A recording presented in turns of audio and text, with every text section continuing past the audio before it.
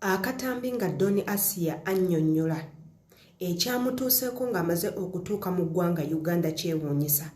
Era waneeno ategeezezza abawagizi be bonna n'abagamba nti nno mbadde Doni Asia omulungi agezaako okulwanirira eddembe lyammwe, agezaako okubajja mu buwambe ne mu busibe bwe mulimu, agezaako okubajja mu kutulugunyizibwa nga ngezaako obajja mu bifo ebibatulugunya, mbateeke waneeno mbafunire emirimu musobole okweyagala ng'Abannayuganda. Naye ekintu kye munsasudde mulumiza omutima gwange, mundiddemu olukwe. Mwe kennyini abange be mbadde nkolera mwe mwandiddemu olukwe. Essaawa zino eno mpookya na misango. Amannya yenze Sheila Adita, eno ye YouTube channel yaffe. Woba tonaba kubanga subscribinga naddala ng'oli nkuba kyeyo bye tuteekayo byonna byonna obyetaaga bwaka mulungi ddala. Kwata ku kigambo subscribe wabula ate akadde tokeerabira bajja kuba bakuwa notification bell tuteekayo video empya.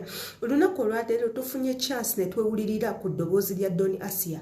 Abasinga tubadde tulowooza nti Doni Asia teyakomawo Uganda. Doni Asia yayingira dda eggwanga Uganda. Wabula ate waneeno we tufunidde chance ne tumugwako ku live emu eya mwana muwala mukwano gwe gwe bayita Nisha, omutunzi w'ebizigo, nga Doni Asia agezaako okunnyonnyola n'agamba essaawa zino eno bamuguddeko omusango gwa human trafficking. Era ng'akugamba yayisibwa mu mbeera embi ennyo bwe yatuuka ku kisaawe Entebbe, muno nga mwemuli okubanga yagenda okutuuka nga poliisi already emaze omulinda ey'eggwanga Uganda. Era Doni Asia agezezaako n'atunyonyola n'atugamba abantu bonna abali emabega w'okumusibisa, okumutwazisa ekitalya, bakitaddemu ssente nnyingi nnyo kubanga bamusomedde emisango egy'enjawulo ng'egimu tagiwuliranga nako. Naye agambye kye yeekakasa omusango gwawuliddeko gwategedde gwe gwa human trafficking, nti abadde akukusa abaana abagenda okukola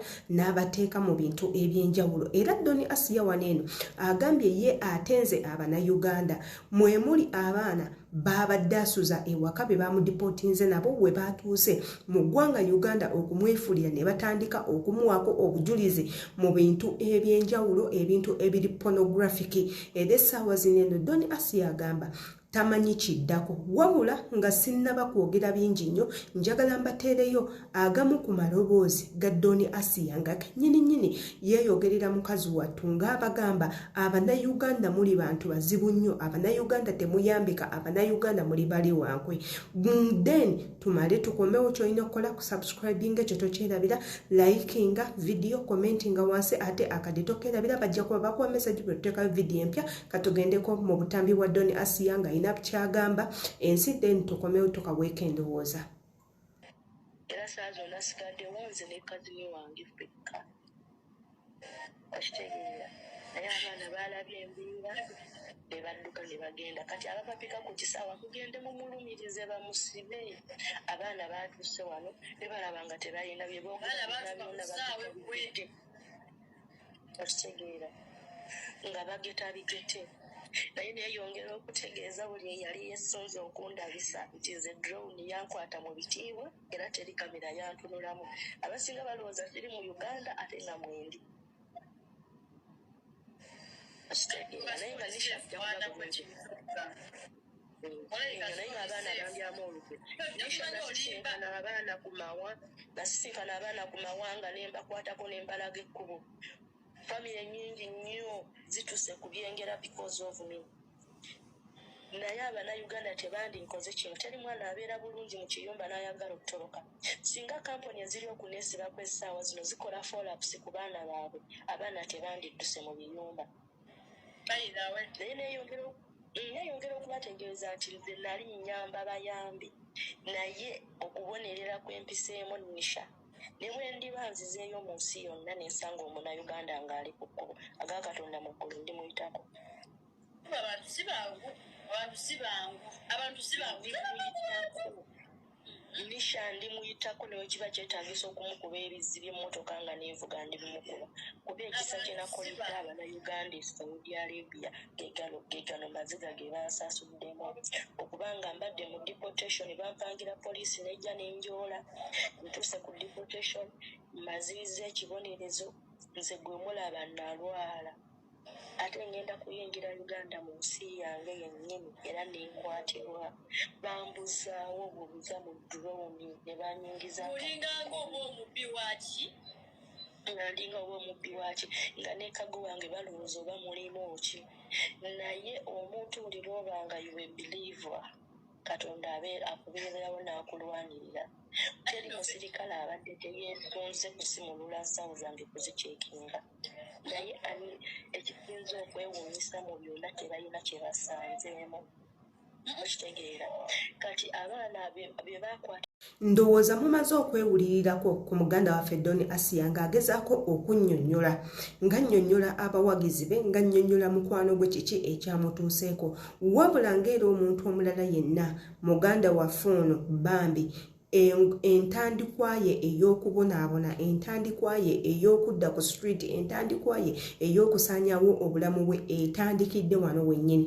etandikidde mu butambi buno bwennyini mu sikando eno yennyini ezengeyitingana tukijjukire tetuganye ti muganda waffe abadde ayina abantu bangi nnyo bakosa emitima ng'ayina ebigambo byayogera ebitasanyusa n'ebintu ebirala naye era yadde omuntu ali bw'atyo osobola okumubonereza mu ngeri ennyangu osobola omukangavvula wabula nga tomutuusizza ku mmaze bino ebintu ebigenda okukolebwa ku Don Asia nze nga Sheila Adita mbirabanga it's a government issue njirabanga government issue inti Don Asia we baba bamudeportinze okuva e Saudi Arabia that means abadde amaze okusavinga omusango kuba yasookera mu komera ne bamutwala ku deportation bamaze okumukomyawo bw'aba abadde eri nga yasibibwako abadde asavinga musango ekibonerezo ekimuweebwa olw'ebyo ebintu byabadde ng'akola ebimenya amateeka bw'aba yingidde mu ggwanga Uganda ate tuba tulowooza nti Uganda abantu bafa Uganda bangu nnyo okutegeera embeera Don Asia mwe yakolera ebintu bino era nga tubadde tusuubira nti gavumenti ya Uganda ebadde ekibonerezo erinamuwa kitono ddala oba sekyo ne bamusalira obusuulu bw'asobola okuba nga asasulayo okulaba nti buli kimu kiggwa wabula nze kyenkakasa bino ebintu companies nnyingi nnyo ezaali zeesimbye mu Don Asia nga zimukakasa okubanga yabadde asaanyizaawo businesses zaabwe omuli okujja abaana mu contract jjukira omwana wava mu contract zo companies ziba zifiiriddwa nga tezisaafuna ssente kirabika nze mu ndowooza yange companies zonna eziri e Uganda be bali emabegawo okwagala Don Asia abeere ng'asindikibwa mu kkomera wabula nga ye Don Asia agamba tamanyi kiddako bamuguddeko emisango egy'enjawulo gy'atamanyi nti gigenda kuggwa gitya oba gitya baganda bange mwena abali kweno YouTube channel imbasaba mu subscribing mu liking mu commenting tujja kuba tubawa updates ezisingawo wano buli kye tunaaba tufunye nga kyamakulu tujja kuba nga tukisharingako nammwe tubasaba mwekuumireko ku channel yaffe eno ate era munnanga muyite ne bannammwe batwegatteko tujja kuba tuteekayo wako omulungi imbagala nnyo